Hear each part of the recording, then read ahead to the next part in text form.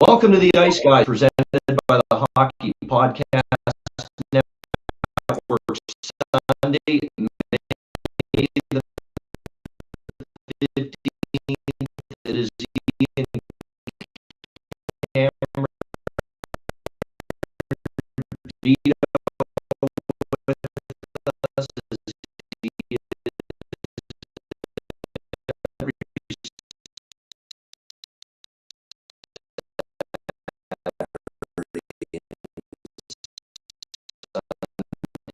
Here. Involved in the hockey circle, and yeah. What's the age group you're coaching right now? So I work at an academy in Oakville. So I work with all levels and skills. We go from about 6 to pro guys. So usually my day will consist of the little guys at like 6 o'clock or 4 o'clock to 6 o'clock, and then from there we kind of get the older AAA to junior, and then in the summertime I work with the pro guys when they come home. So it's a good mix of skill levels. Yeah, nice. And by the way, that's not the first time. We've had Brett McLean, we've had Travis White, we've had others on this show during the playoffs, and they are also, teaching, and they're at the Hill Academy, which is a very well-known, instructional place for young kids and for hockey, youth hockey. So it's been, Shane Wright came through there, of course, about to be the number one overall pick, most likely in this year's NHL draft, and going to the Montreal Canadiens, just to make Leaf fans feel even better here on a Sunday afternoon after what happened last night, which we will get to in just a little bit. Vito, how are things? Look, I mean, I'm with you, my friend.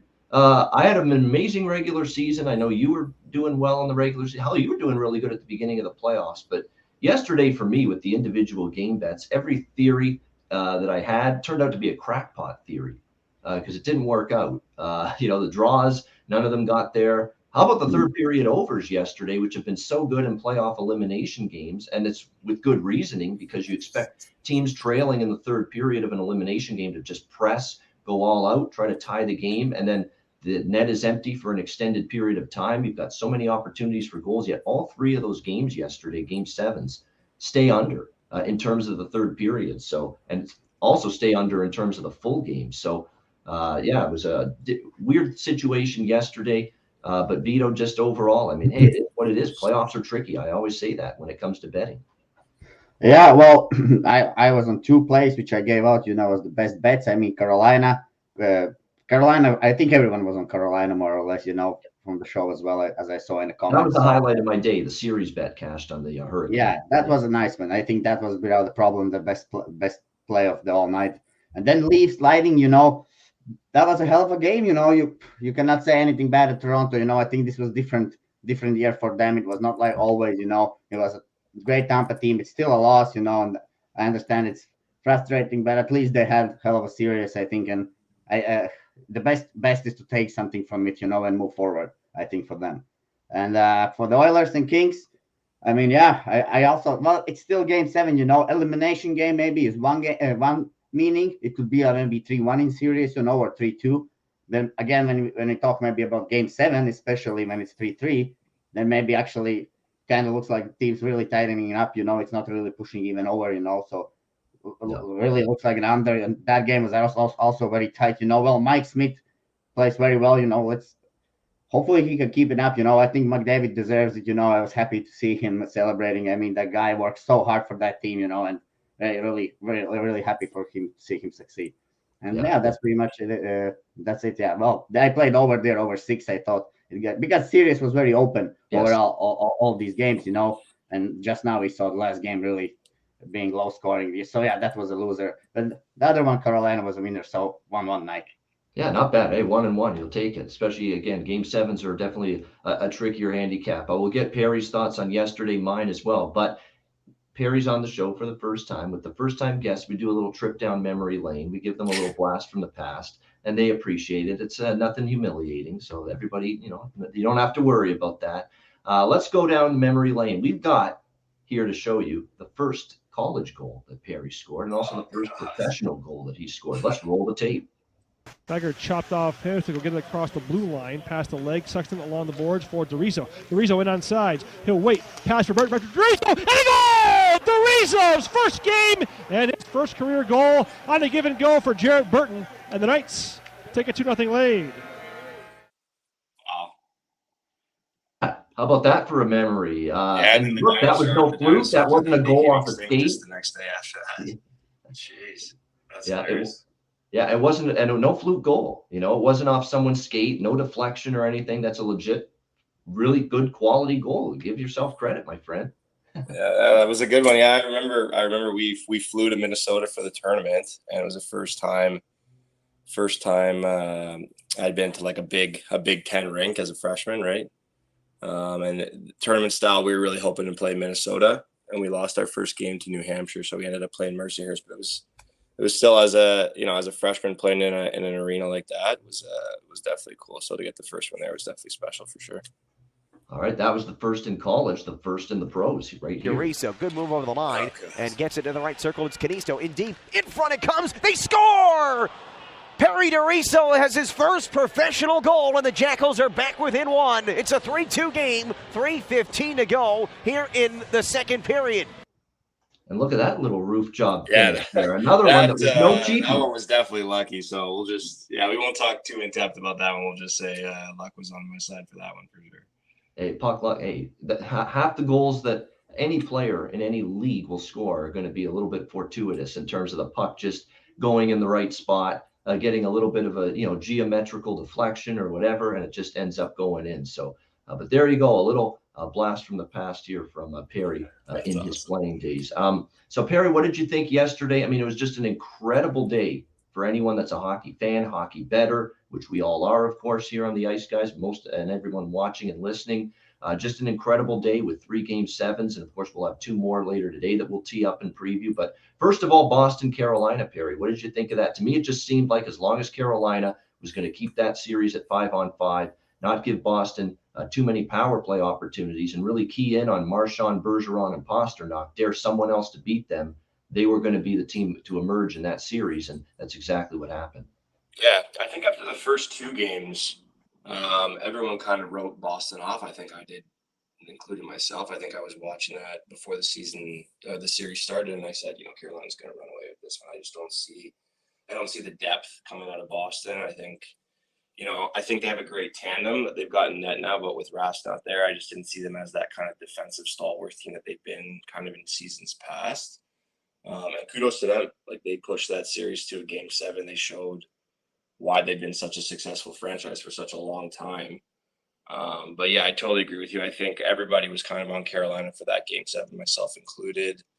I think that, the better team won in that situation, and right to the very end, Boston scored, with 30, 40 seconds left in the game to make it close. And I think that kind of is a good summation of the series in itself. Carolina, maybe dominated some play in the majority parts of the game, but Boston was able to just, hang around. But I think in the end of the day, the better team won and is moving on. So that's good to see from a neutral standpoint.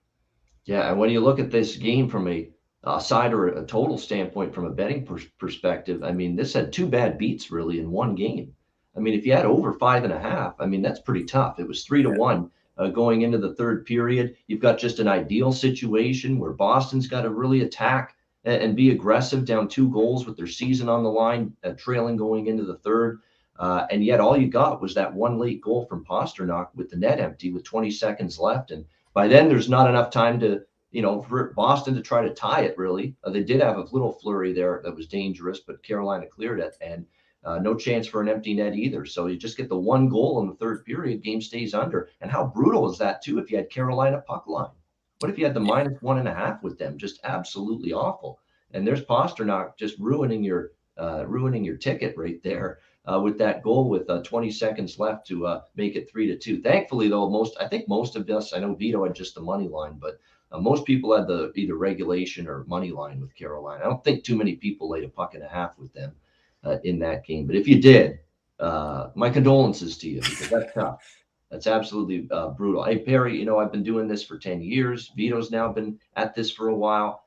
Bad beats are part of the game. You're going to have some tough ones. You're going to have some ones where, it's looking good. And this goes for football, basketball, baseball, all the other major sports I'm betting throughout the year as well. You just got to live with it. But if you had Carolina puck line, you're up 3-1 all third period. It's looking good. And then all of a sudden, 20 seconds left, 3-2, and they only win by 1, which doesn't do you any good. Absolutely, like you said, there's nothing you can do about it's going to happen. I've had my fair share of bad beats too, so yeah.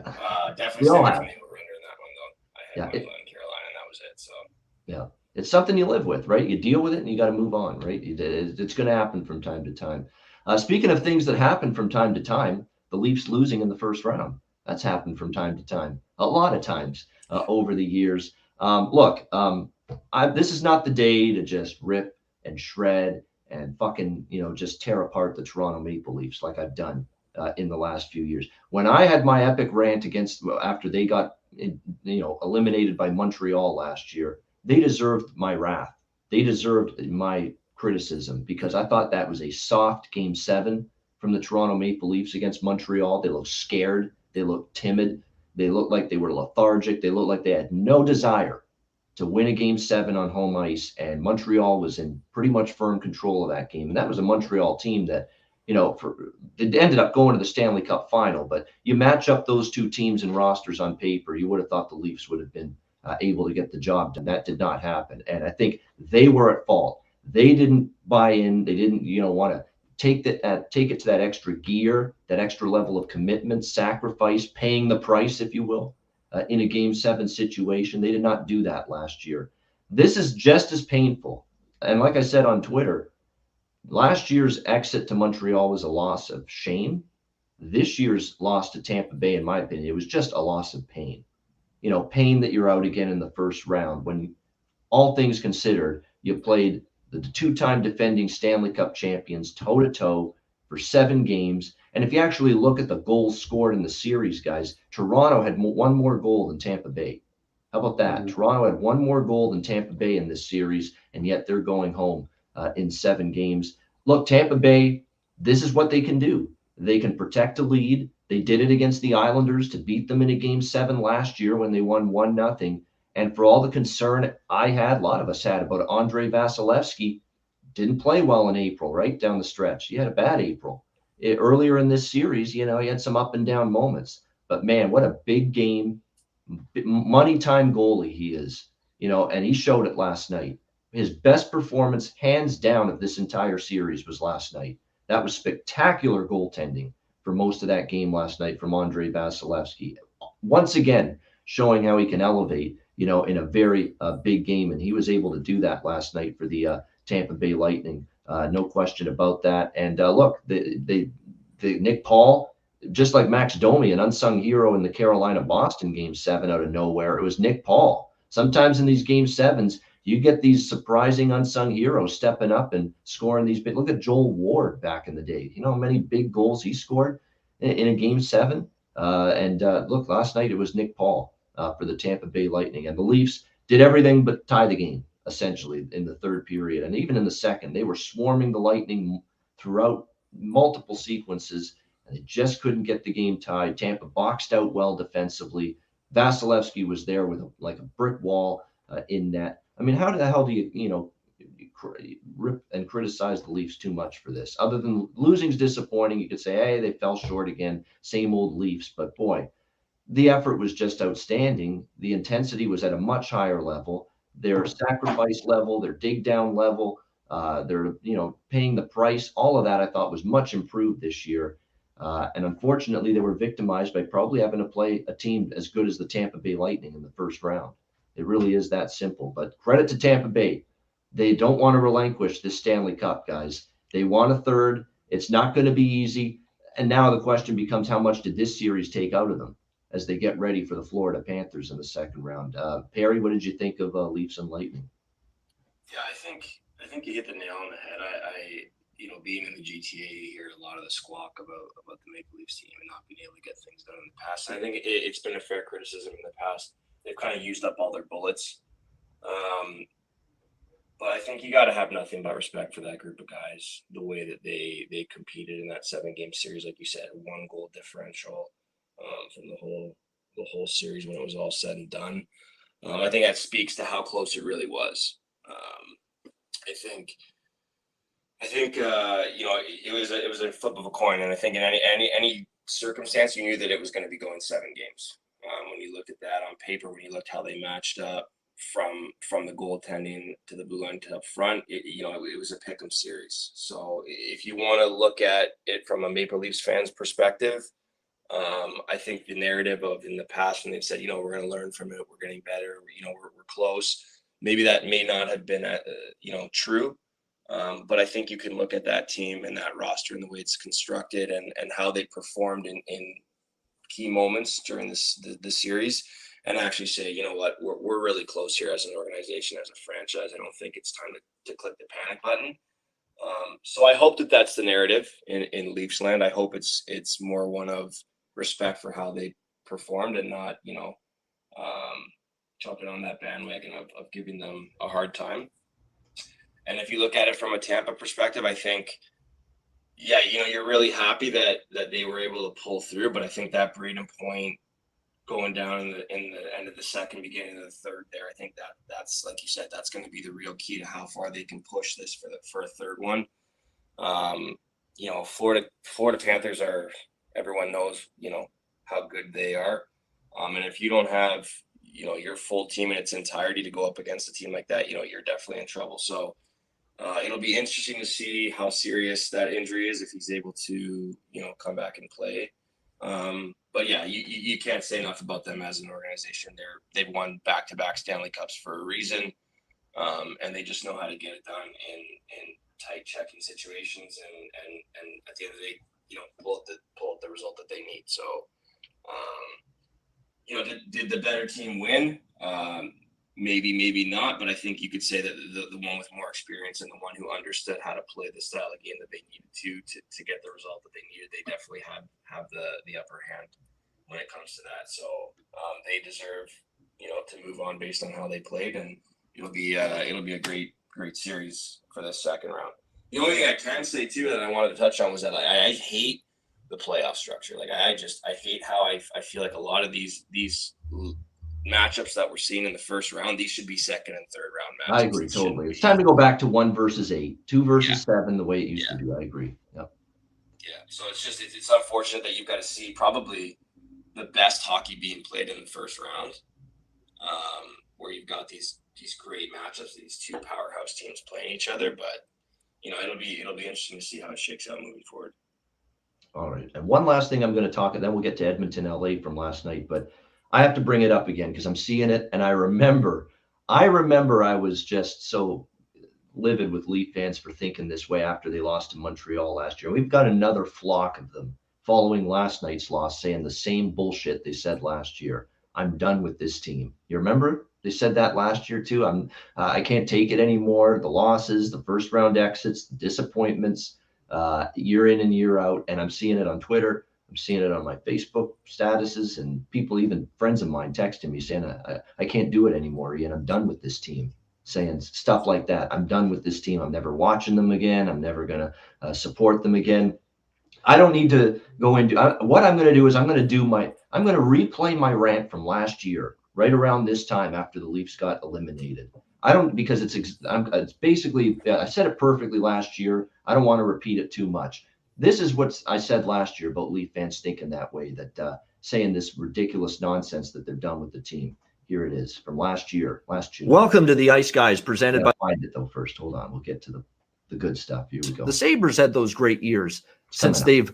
Let me see. There we go. I've seen and talked to and heard say, "I'm done with this team. Fuck this team. I'm done with them." Throwing their jerseys in the garbage, saying, "You know what? I'm not watching this team play hockey ever again. Screw them. I'm done with them. I'm not watching them. I'm not paying for tickets anymore. I'm not going to any more Leaf games. I'm going to start cheering for another team." I'm seeing Leaf fans saying they're going to start cheering for the Seattle Kraken when they start their first season next year.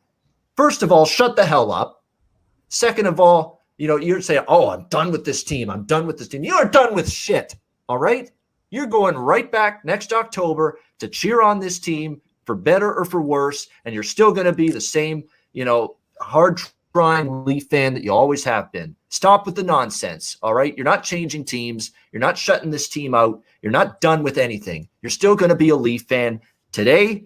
You're still going to be a Leaf fan next year, and you're going to still be a Leaf fan 20 years from now, just like you've been for your entire life, because it's about loyalty. When you're a true fan, when you're a hardcore fan of a sports team, you stick with them through good times and through bad times. It's as simple as that. You don't change allegiances because they're not playing well. You stick with it. You be loyal. You show some ability to just stand by your team. Is Alex B. Smith going to say, you know what, if the Blackhawks are sucked for 10 years, I'm done with them? No, he's not going to do that. He's going to stand by them every step of the way, because that's what a true fan does. And if you're all of a sudden one of these fans that's going to resort to saying, I'm done with this team, or I'm going to cheer for someone else, you're not a true fan. And if you follow through on that, you're just a front runner. You're just a bandwagon fan. You're basically no better than some of these New England Patriots fans that I've known for the last 10 years that only became Patriots fans when Tom Brady and Hoodie showed up there and started winning Super Bowls. Where were you when Drew Bledsoe was there? Where were you before Robert Kraft took over the team? Where the hell were you in the 90s when the New England Patriots were a disaster? Where were you when Bill Parcells was coaching the team briefly there? You weren't nowhere to be found as a Patriots fan. Now all of a sudden you're a bandwagoner with Brady and Belichick there. If you just disband from being a Leafs fan now, that you're no better than that. So shut up, own the failure, be upset about it, be disgusted by it, be absolutely filled with rage, anger, all of that. You have every right to be. This is another epic disaster for the Toronto Maple Leafs. But don't you dare pull the I'm done with this team card. Don't you dare pull the I'm done with this team crap, because we all know you're full of crap for saying it. You're not going anywhere. You're still going to be a Leaf fan. You're a Leaf fan today. You were a Leaf fan 5 years ago, 10 years ago, 20 years ago. And guess what? You're still going to be one 5 years, 10 years, and 20 years from now. End of story. Alex B. Smith, Game 7, Habs Leafs. Your time. Very well said, Ian. And I'm gonna lead off with what you just finished up with the fans. As someone who, like you said, I'm a Hawks fan. I've been a Hawks fan since I was 5 years old. I've watched this team through the absolute worst years of their history. And throughout the years and all the different things that, we needed to change, this and that and the other.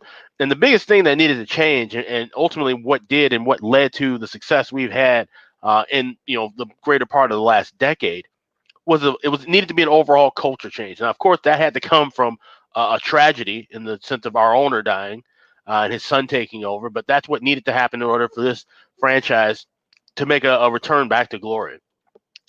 The Leafs have the personnel in place as far as players go, as far as coaching, as far as GM and upper management. But they need a culture change. They need a mindset change. And that's got to come from within the players first. The fans can only manifest so much, but these players have to they need to all band together. And hopefully, I know everybody is going to be kind of trying to go back to their respective homes this summer, especially with the quarantines and different things ending, this pandemic coming to a close. But honestly, this is a group that really should try to stay together in Toronto or pick a place wherever in the world and bond together. They need to have a true bond and form a goal, form a core that says, hey, you know what? We need to end this shit once and for all. We have the talent. We have the personnel. These fans have been waiting forever. We have to, it's on us now to deliver this. And they got to live by this. This needs to be a way of life for them at this point. If you're built in, if you're going to have this long-term contract, you're going to take this money from this organization, you got to be dedicated to this organization. And you just can't have these kind of gaps and lapses in these big moments. They have to end. So for Marner, Nylander, Matthews, Tavares, those are the four guys. They need to band together and say, hey, it's up to us to stop this shit once and for all. There's no reason we should be going through the same doldrums that have been going on for 17 years. There's no reason that we shouldn't, talk about that. We have the longest cup drought now in history. This is longer than the 54-year drought that the Rangers had from 1940 to 1994. It's on you. It's on the core players of this organization, and then it stems from outward. I understand the fans being upset and being disappointed and saying, you want to be like, oh, you'd rather watch a better hockey team. I get it. I get it. I went through that same phase too, but I didn't back away. I didn't throw my Hawks jerseys in the trash or set them on fire. No, you got to stick by your team. Stick by, you stick by them and they stick by you. But the players have to buy into that system, and they aren't doing it right now. And hopefully this will finally be the wake-up call for that group of 4 to rally around the rest of the players, whoever they do bring in, because they got a lot of free agents that'll be moving out. I can't imagine any of the unrestricted free agents. Maybe for Spencer, because of cap issues, they could re-sign him in a cheaper deal. But everybody else is going to be gone. But they got to bring in guys who are going to buy into the system and buy into the change that they need to make moving forward. So until they do that, we're just going to see the same old shit, throughout the years. Maybe they don't even make the playoffs next year, depending on how tough things are. Think about all these teams in the North Division. They got to get back to traveling again, go. So there, I wanted to play Alex's part of that that was June 1st, 2021, by the way, last year. Because Alex, never mind my lunacy and me going off like a lunatic. I thought what Alex said was even better, about it, with the Leaf situation. But look, they got to, again, I don't even think you can blame Dubas, right? And they brought in Giordano, they brought in Lyubushkin. Those are 2 guys that I think really helped that blue line this year. And unfortunately, things just, you couldn't get over that first round. And again, you're playing the 2-time defending champs. So I don't think you blow anything up. I don't think you fire coaches, GMs, anything like that. You got to try to see if next year things can be different. And of course, a format change, as Perry was alluding to, that would be nice to see that, because I think that would go a long way and giving the Leafs a chance to be better and make a longer playoff run. All right, LA Edmonton, just quickly, the thing I'm going to touch upon here is the brilliance of Connor McDavid. That was 2 games in a row where he said, to hell with the LA Kings. I'm going to lead us to victory in this series, down 3-2. What a job in the last 2 games for Connor McDavid. Unbelievable. He had the puck on a string last night. He was dancing. He was just making plays left and right. He could have scored about 3 goals himself. The Oilers team could have scored about 8 goals last night. It was insane how many high danger quality chances they had. I think the expected goals for the Oilers last night was like 4. So they could have scored way more than the 2 they did, but they dominated the LA Kings start to finish. That was a complete team game from them last night. Mike Smith solid in net. They were swarming in the LA zone most of that game, and if not for Jonathan Quick, that was going to be an ugly loss for the LA Kings. It was a completely dominant Game 7 effort from the Edmonton Oilers. Credit to them. They earned it. They earned every bit of it. Connor McDavid, just some of the plays he was making, behind the back passes, look passes, just using his speed and just taking it to the net, setting up his teammates. Yamamoto couldn't hit the broadside of a barn on some of those beautiful setups from McDavid, which pissed me off. I had Yamamoto to score a point and score a goal. He had a million chances. He hit the post one time as well. Couldn't buy one. That frustrated me. But credit to the Oilers. That was as good as it gets from them in a Game 7 victory. Harry, what did you think? Edmonton, they sure looked good, didn't they? Yeah, I think again, hit the nail right on the head there. I think it's incredible that he has this uncanny ability to just say, okay, I'm putting this team on my back and we're going, and you're just going to follow my lead. And he, for the last 2, but even I would argue for the entire series, he had the one game where he kind of, looked not to his own standards, still was a dominant player on the ice, but maybe not to his own standards, but like just night in and night out, the things that this guy can do, he's a video game. Like the guy is literally a video game, watching how he's able to transport pucks out of his own zone and carry it through the neutral zone. I think that's something that is extremely rare in today's NHL. You have a lot of guys who are able to move away from the puck and find pockets of space, but his ability to transport the puck on his own, I think that's what just separates him. Again, from a neutral standpoint, really happy that, in my opinion, the better team is moving on. I think they've done a good job adding some nice pieces. Hyman's fit in perfectly. Kane has been a great ad for them. Yamamoto, for his lack of success last night, he's been playing well with Draisaitl. So they have more of a depth team than they've had in years past. They have the ability to score by committee, but when you've got 2 of the top 5 players in the league, that obviously helps as well. The big question mark for them moving forward will just be, can Mike Smith, continue to cheat Mother Time and perform, not stellar, but just at a level that'll give his team the opportunity to win every night. And, essentially, I think that's what it'll come down to when you're taking a look at how this team and how it's constructed. Yeah, and you've, I'm sure, played for teams, Perry, where you've had the edge of play, or the other team that you've played against has had the edge of play, like 38-15, which that was what the shots on goal were at one point last night for the Oilers. And yet Mike Smith, people are going to say Jonathan Quick was awesome, and he's the only reason the Kings were close in that game, and maybe overlook what Smith did. You know this better than anyone. Anyone that watches hockey knows or has played it. It's difficult to be a goaltender when you're not seeing a lot of pucks and you're not seeing a lot of rubber, and you're seeing, a minus 23 shot margin in favor of the Kings, and you're seeing 23 fewer shots compared to Jonathan Quick at the other end. It's not easy for Mike Smith to stay locked in, sharp, track pucks well, be ready to go for that next shot. He was last night. He really does deserve credit for that shutout, even though he didn't face anywhere close to the danger chances and the shots that Jonathan Quick did. Mike Smith deserves a hell of a lot of credit for that performance to me, because it's difficult to play goal when you're basically not seeing anywhere close to the volume of rubber and shots that the other guy is, right? Absolutely. I don't know if this is the former player in me, but we always get on guys when they're not playing well. When they're not performing, we're the first person to let them know, and you make this much and all this stuff, and you're in a hot market like Edmonton is, and he hears it, and he hears it more than a lot of goaltenders, just strictly because of his age.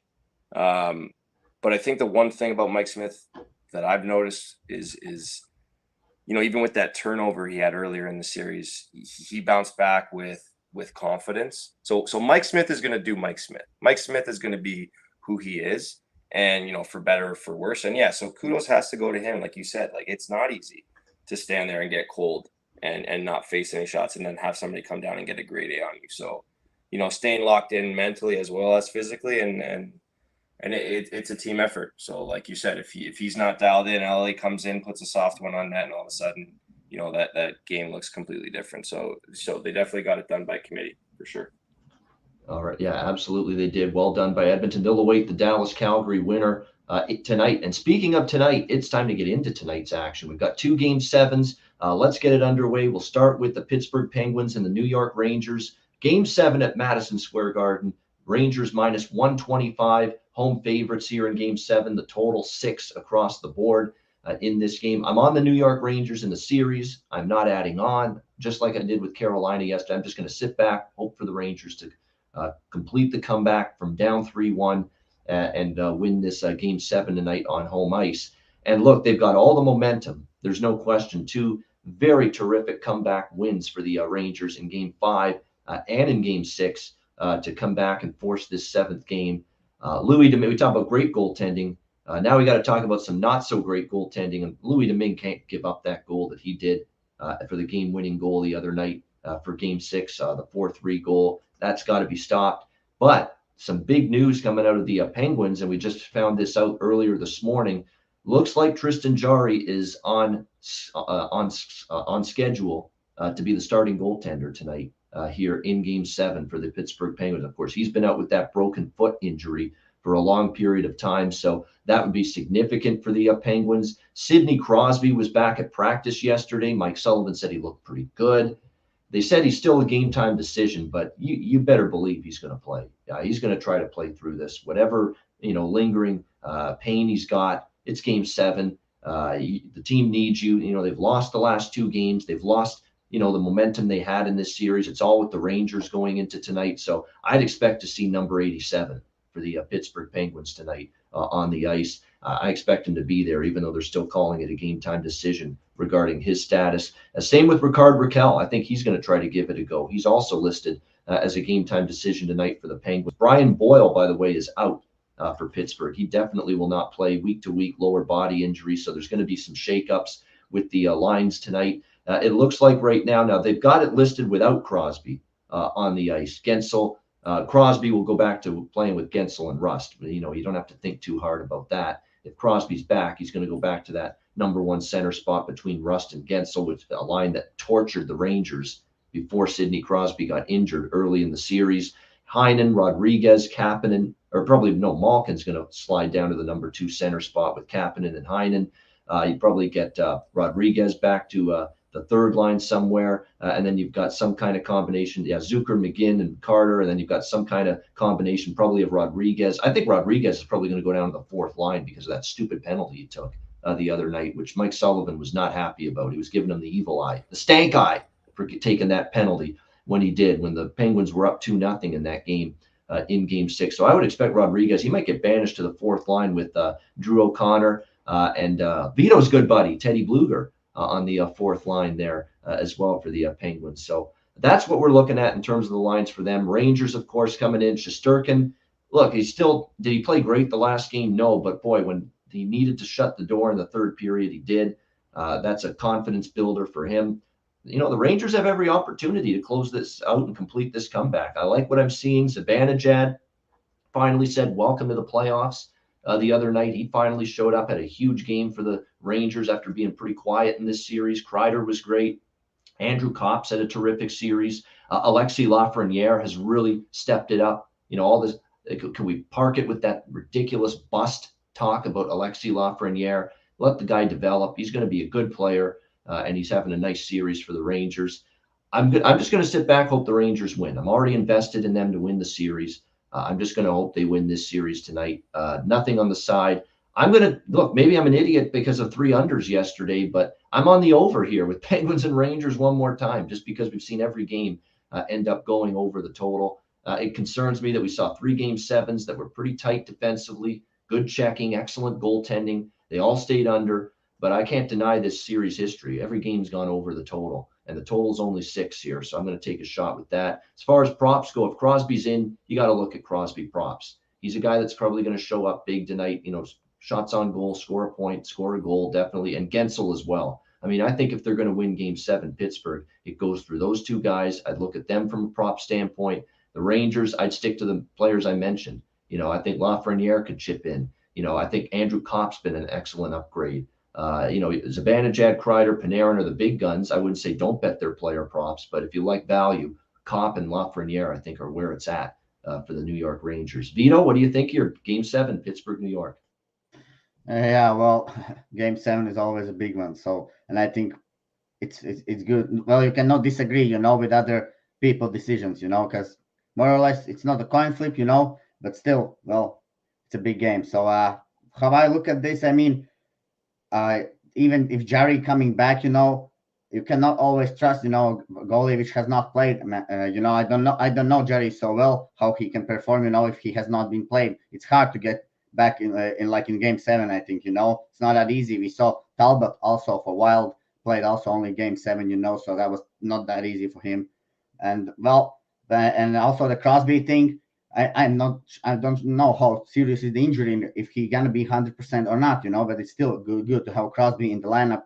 But overall, how this series looks for me, I mean, Pittsburgh all around has been a bit better team by the expected goals. I mean, and again, we see that Pittsburgh is getting that lead, you know. Team is getting up 2-0, 2-0 in the last 2 games, you know, and the Rangers really have to come back, and that's not easy, you know. And for me, I would prefer to go with a team which gets on the board first, you know, especially in Game 7 here. So I understand that this is a big comeback from the Rangers side, but also winning from 3-1 series. I don't know what's the percentage and exact stat, but I know that doesn't happen too often. You know, it's hard to win from 3-1. So if Pittsburgh gets a full lineup, I mean, Pittsburgh is better team, you know, for me. I see Pittsburgh as a better team. So, and if Jerry plays well, and if Crosby is in the lineup, and if everything is rolling, I think Pittsburgh is going to win this game. I can see this also going to a draw. Maybe we see something similar what happened in the first game of this series, which went to the triple OT. But overall, I think Pittsburgh has to be better in special teams. That's where Rangers are dominating them. I mean, in PK and in power play. I mean, as Coach Sullivan also said that's what they're going to work on during these off days. And yeah, well, that's the team. I mean, the special teams. I think that should be better. I mean, if having Crosby back, and he's huge for power play as well, you know, but he's huge for the team. So yeah, let's hopefully those guys are sharp. And yeah, I will go with the Pittsburgh Penguins at plus money here. All right, like in Pittsburgh to avoid the 3-1 series. I mean, there's one more stat. I mean, Pittsburgh on Game 7s, they're like 10 against 7. I think now and betting that away in the road, they're like 5-0 in a game 7. So that just I don't look at those much, but that, I was just scrolling the Twitter. 5-0 on the road in game 7's Pittsburgh, huh? Yeah. Very So good. yeah, I will go with Pittsburgh here. All right, so 5-0 in their last 5 game 7s on the road in the playoffs, the Pittsburgh Penguins. So interesting there. We'll see if that look. They're going to get a boost. Jari, look, I don't care what Jari is in terms of percentage of if he probably is 100% healthy. They wouldn't put him in. But whether he's rusty or he's not, he hasn't started in weeks. I don't care. After what I saw from Domingue in game 6, he's a better option. At this point, you got to go to him. In a game 7. How could you have faith in Domingue after the goal he let in to cost you game 6? I mean, I think if you're Sullivan, you've almost if Jari can go, he's got to be the guy. He's got to be your starting goalie tonight, as far as I'm concerned. And obviously, I expect Crosby to be in there. I know they're saying this game time decision nonsense, but I expect him to play. It's game 7. Hey, he was in practice. Sullivan said he looked all right. He'll be in there, in my opinion. Perry, what do you think here? Penguins Rangers. Yeah, I think I'm a little bit biased. I had the Penguins at the beginning. I put a prop in to have them win the series. So when they went up 3-1, I was super happy. I should have cashed out then. Now you're sweating. Now, I do like the Penguins, and the only reason I say that is because this series reminds me a lot of the Leafs Tampa series, just in the sense that you've got the Rangers, and I'm going to equate them to being somewhat like the Maple Leafs, where they're this up-and-coming team that's got lots of talent up front. They got the Vezina, well, in my opinion, the Vezina winning goaltender for this season on the back end. But there's some question marks on their blue line, and they haven't really been tested in the sense that they haven't gone through the ringer before. I still think they need to learn how to lose and how to bounce back. And Pittsburgh just kind of has that swagger about them. They've been through it before. They understand, and I don't expect them to feel any pressure. They've lost 2 in a row now, and like Vito alluded to, I don't think that it's very difficult to beat a team 3 times in a row with travel and with adjustments that coaching staffs are making. And I don't think they feel the pressure. I really don't. I think that they're a group of veteran guys that they come into the room and it's just another game. And with Crosby, leading that group, I think that they've got, you'd be foolish to bet against them, in my opinion. I definitely have him having a night. I had him to get over 2.5 shots on goal for the last game, and then when he left the game, that one kind of went down the toilet. So I'll probably go back to the well on that one for shots on goal. And I like Fox. I like Fox to get on the board for the Rangers. He tortured me at Harvard when we played against him, so I know the kind of stuff that he could do. Wow, you played against him, so you saw an up-close personal how good this guy could be on that blue line. Yeah, right? This guy, he's incredible. He's an absolute magician with the puck. So, he, everything runs through him, especially from a power play standpoint. So, I love him getting on the board. And again, if they can stay 5-on-5, I think that's Pittsburgh's game. If we start getting to see these ticky-tack calls that we've kind of seen throughout the playoffs, where it's 20 upwards of 20 to 25 minutes of special times per game, I think that's where the Rangers can kind of grab a grasp on this game and kind of tilt the ice in their favor. But I am definitely on the Penguins for this one, I think. All right, there you go. Penguins plus 105, some Crosby props, especially shots on goal for Perry. And you like Adam Fox. Do you prefer to score a point or score a goal? I assume score a point, right? I'm going to say a point. I think he's more of a pass first guy, so I got him for an assist. Yeah, definitely. At -120, I think they had it at. Yeah, I think that's not bad, actually. Been a game 7, he's got to be active. And look, if the Rangers are down at any point in this game, open things up, they have to even more in a game 7 with their season on the line. That's going to give them more opportunity. He'll be the first guy, if they're trailing 2-1 in the third period, to really, try to drive the offense from the back end, because he's so good at doing that. He'll certainly be looking to make that kind of impact, especially if the Rangers are trailing at any point in this game. And yeah, Fox has a point in every game this series. So there you go. It's hard to argue with that. 6 games and a point in each for him. So definitely a good thought there that we could see that once again here for tonight. All right, Western Conference game 7. The other game 7 tonight, the Dallas Stars and the Calgary Flames. We've got the Calgary Flames -215 home favorites here in this game tonight. -215. The total 5.5. Pretty much across the board. That's a typo. I'll change that. It's 5.5, the total here in this game tonight. But when you look at it, obviously this is a situation here where the Calgary Flames, I think, are better than the Dallas Stars. I believe that. I think they are better than the Dallas Stars. But do I want to lay minus 215? I don't think I do. I know I don't. And because, especially when Dallas, guys, is coming off maybe the best game they've played in this series. The difference for Dallas in game 6, and they finally showed some thrust of offense, and scoring has been a major problem for Dallas in this series. But for the first time in game 6, I saw them generate speed through the neutral zone. They backed up the Calgary defense. They didn't hold the blue line. No, they entered the blue line or entered the zone with ease. Dallas in game 6, like they were really a problem for Calgary's blue line. And that was something that I didn't expect, because I think Calgary had done a great job defensively containing the Stars. Not at all in game 6. I mean, they just got carte blanche to enter the zone. Calgary was kind of backing up. They weren't holding the blue line, and Dallas took advantage of that in game 6. That was their best offensive surge. Even Ben and Sagan, who I've criticized, you can't trust those guys in a big game half the time. They didn't play that bad.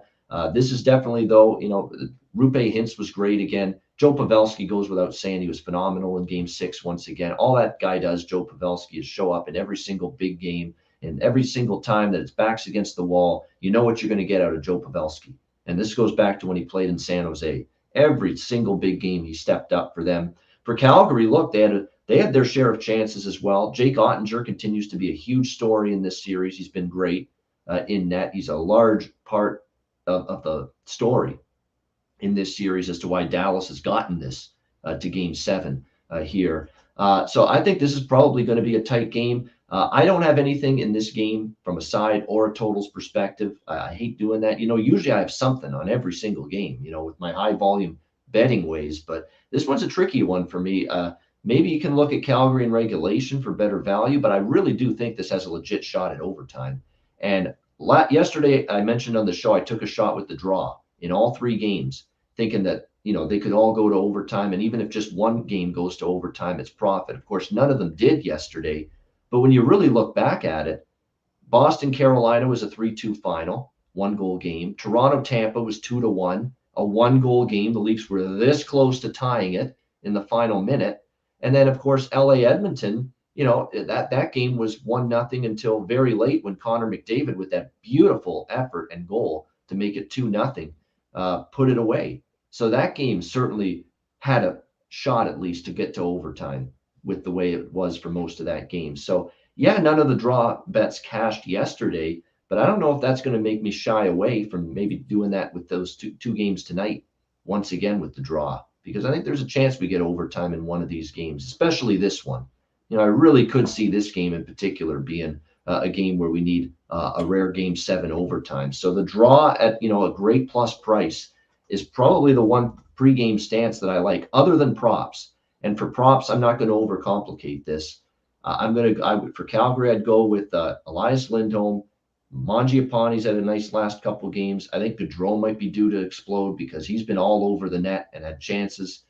And then for Dallas, there's one player I'm interested in from a player prop standpoint, whether it's shots on goal, goals, or points, and that's Joe Pavelski. You're going to get his best in a game 7 situation such as this. That's all he does.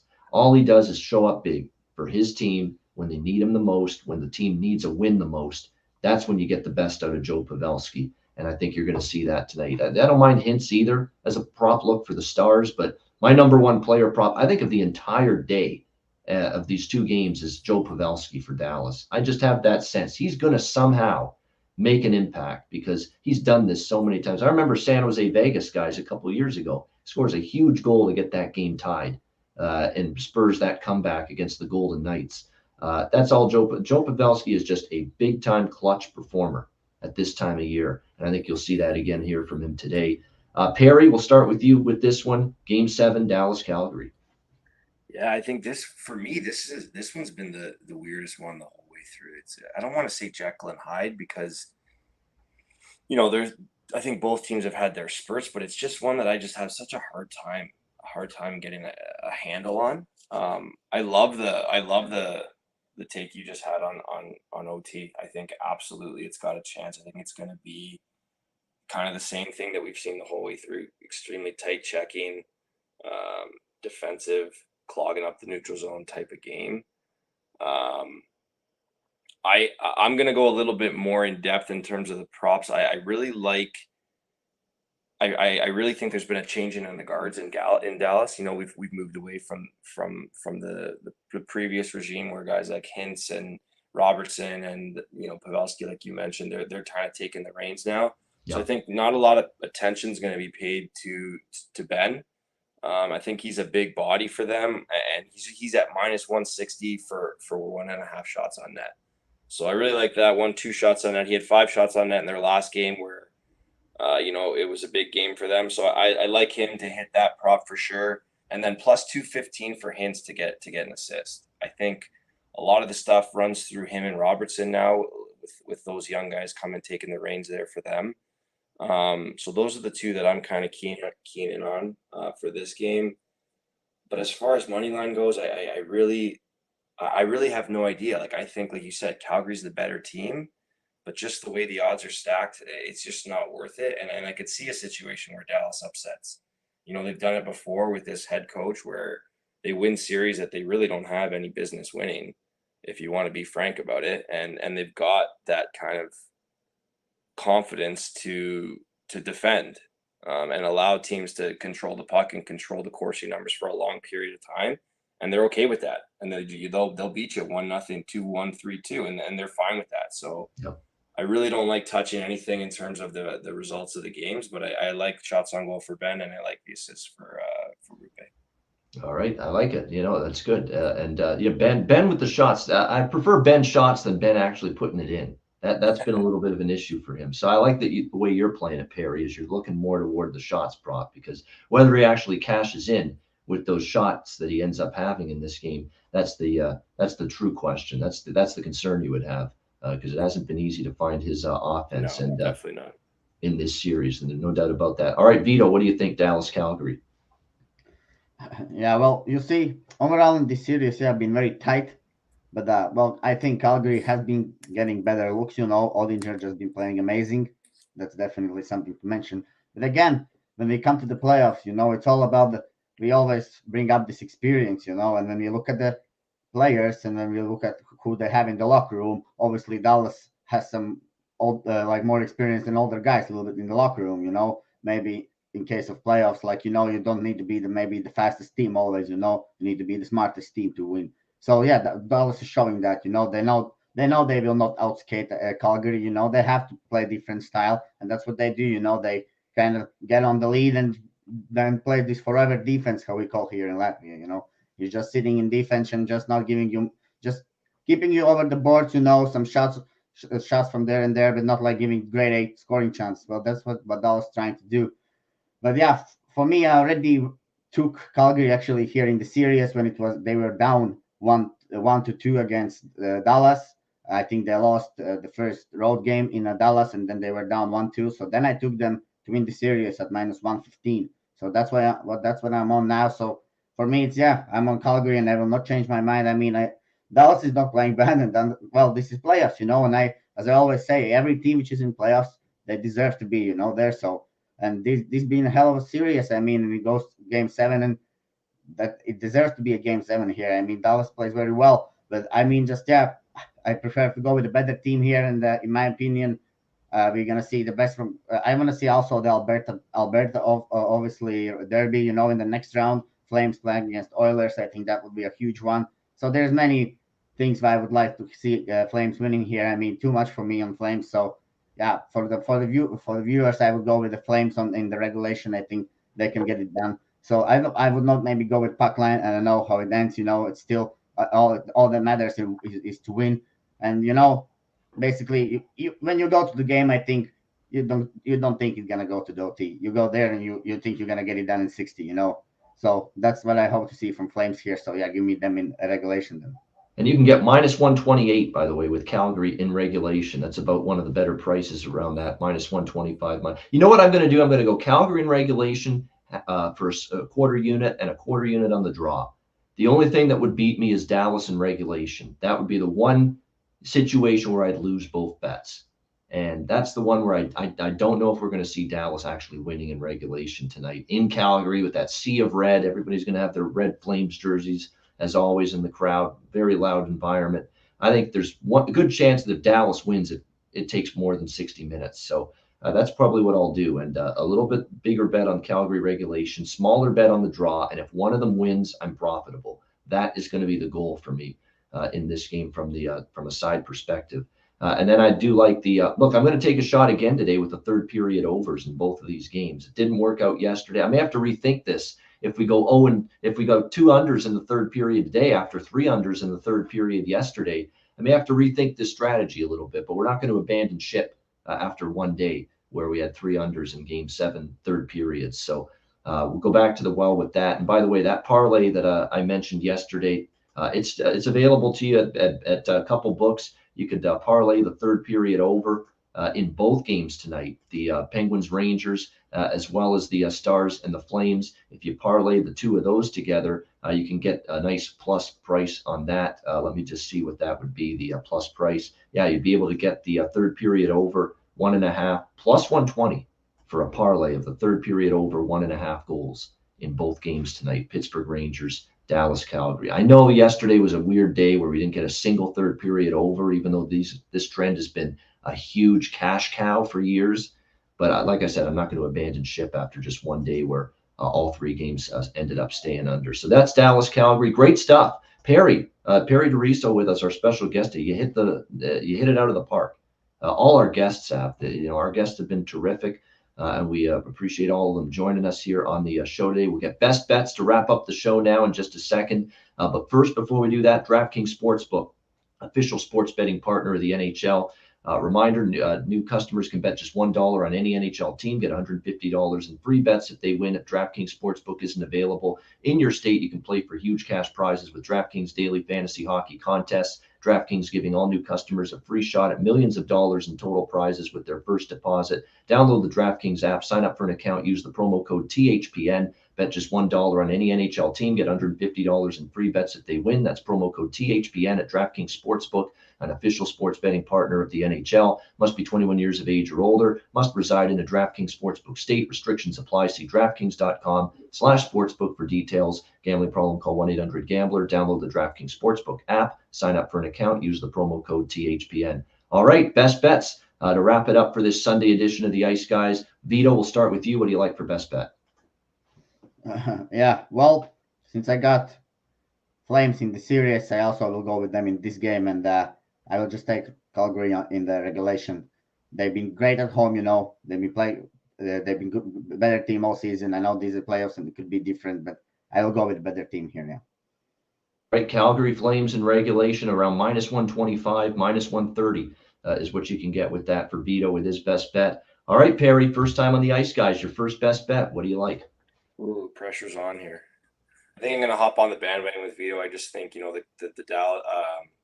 New York and Pittsburgh series is a little bit too tight to call. I do think, like I said, I think Calgary's the better team. So if we're going to go just for straight result, I think I like Calgary tonight over Dallas.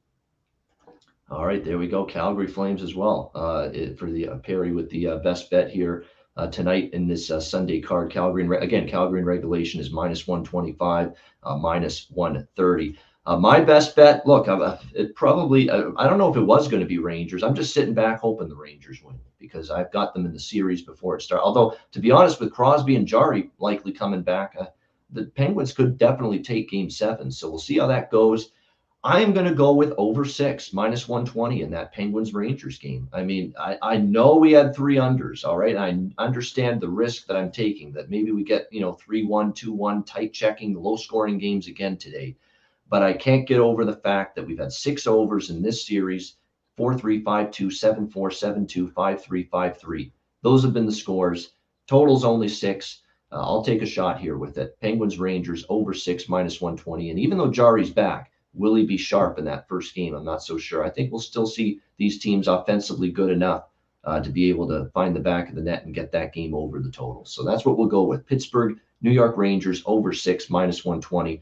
for my best bet. All right, that'll wrap it up. Thanks to everyone for joining us. Hit the like button on the way out. Reminder, the Ice Guys is live 7 days a week, Monday to Friday, 2 p.m. Eastern, Saturday and Sunday, noon Eastern. If you can't watch the show live, download the Ice Guys podcast in audio form on all major podcast platforms, Google Podcasts, Apple Podcasts, Spotify, Stitcher, and iHeartRadio. Download the Ice Guys podcast when you can't watch the show live. We've got lots of special guests coming up later this week. We're looking forward to that. We're going to have Carl Alsner down the road as well, joining us on the Ice Guys show in the playoffs. Lots to go. We might have Derek Roy and Bobby Ryan back on later on as well. We're likely going to have that down the road. So we got lots going on. Guests all week long this week as well. So looking forward to that. So make sure you tune in each day to the Ice Guys. For Vito, for our special guest, we thank him for joining us, Perry DeRiso. I'm Ian Cameron. Have a great Sunday. Enjoy the games and good luck. And we will talk to you again tomorrow on Monday for another edition of the Ice Guys presented by the Hockey Podcast Network.